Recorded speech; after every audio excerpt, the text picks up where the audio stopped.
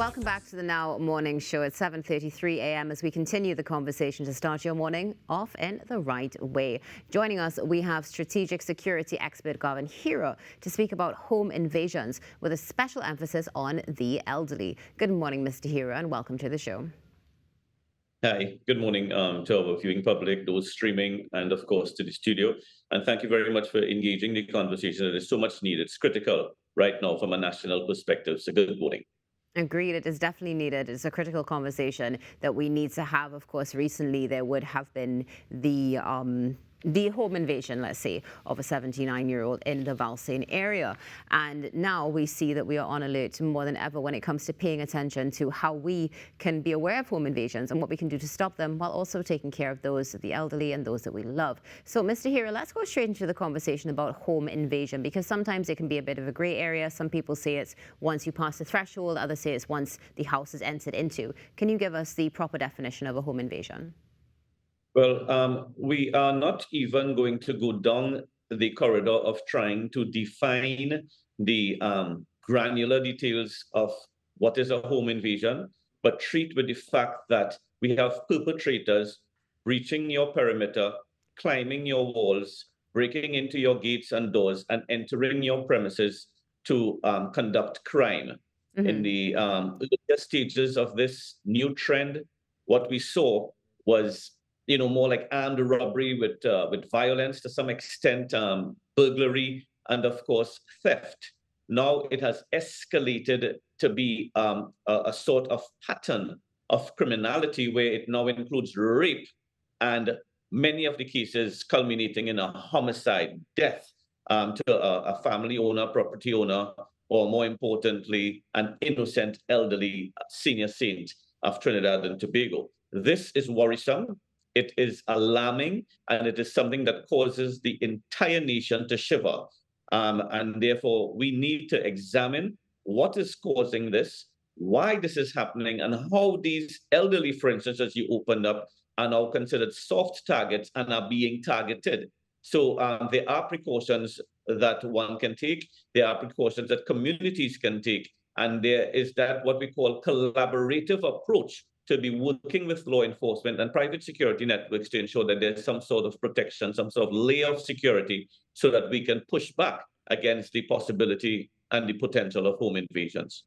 You know, one of the things that you just mentioned there definitely struck my attention when you speak about soft targets, because it's heartbreaking to think that somebody would go out with that ill intention. You shared with us, of course, a list of things that we have seen. We've seen armed robbery and even the inclusion of rape and so much more. And now to bring the soft target of the elderly into the mix is definitely a need to focus on that and see what we can do. And the best way we can start with this collaboration effort is, of course, by becoming aware ourselves. Do you notice a trend in perhaps times, Mr. Heerah, when home invasions take place? To be quite truthful, at one time, you could have actually identified the clock and said it would have been after hours, late nights, wee hours of the morning. But what we've seen is a shift in that. And they are now looking at those quiet times during the day when the neighborhood is basically dormant. People are off to work, for instance, and just elderly being at home alone, or just occupants of a home being home alone, and the neighborhood is relatively quiet. There's nothing happening. Not even a sales van is taking place. It gives the perpetrators now more room, more time, and what we'll call uninterrupted window in order to conduct or to commit their crimes. What has happened is that we as citizens, we are studying the criminal. We are saying, oh my God, the crime, and we are studying it and we are panicking and all of that. I want to flip that to let the citizen know this morning that the criminals are making us a study. So while we are studying the crime and we are shivering and scared and wondering whether to leave our homes or not, the criminal is making your community, your home, and you a study. So therefore, we have to ensure that we escalate our vigilance. And a first place to start is social media, be it the elderly or not, because there may be family members who are sharing information. There may be you yourself or groups that is sharing information out there in social media that is sending subtle messages to criminals of you being home alone or your valuables or your inheritance or things that you're doing, be it construction at your home or whatever. even people coming to your home to conduct what you would assume to be legitimate business, be it technicians, people working on appliances, landscaping, you name it, construction. You have to be very, very careful on who you are inviting into your space to conduct any sort of legit business. Be bold enough or have your due diligence put in place to ensure that you have ID cards, you have nationalities, big one, and you also have that sort of background check before someone enters your gate to conduct any sort of job or work or temporary sort of maintenance. Because many times, and the research has shown that sometimes people come into your premises and they see certain things, they recognize certain movements, they are able to identify your trends and, more importantly, your value and things that you have in your home, and they talk to other people, and these other people come into your space and commit a crime.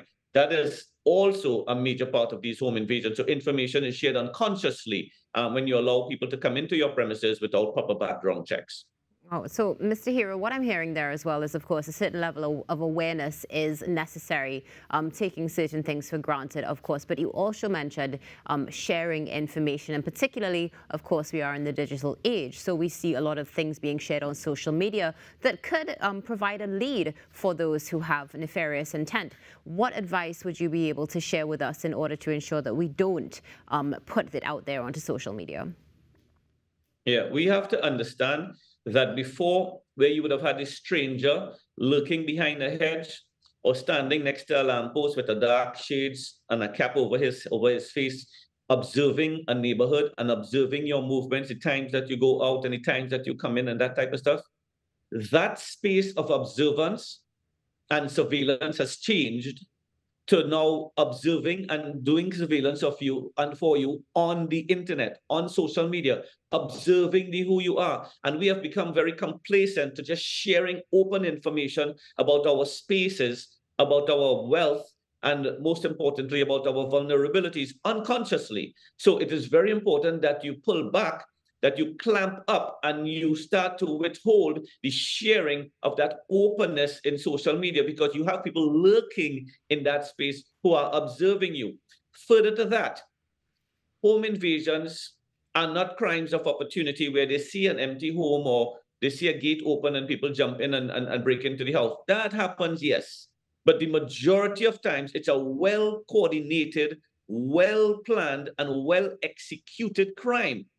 Most of the times, the person who is in charge of that group of young criminals who are invading your space and breaching your perimeter and breaking your door and looking to take your valuables, rape your daughter, and kill your elderly is being coordinated by someone who's sitting off-site, who's passing instructions. We have had information in our research that has shown that sometimes there's a leader that enters the home with the group and the crime, and he's on the phone speaking to someone else who might be telling them the room that the valuables are in, who might be telling them how to interrogate and intimidate the victims. So it's coordinated, and we have even had further intelligence and in our research that has shown that sometimes these things are conducted from behind prison walls. It's scary, but it's a coordinated crime that is well planned and executed.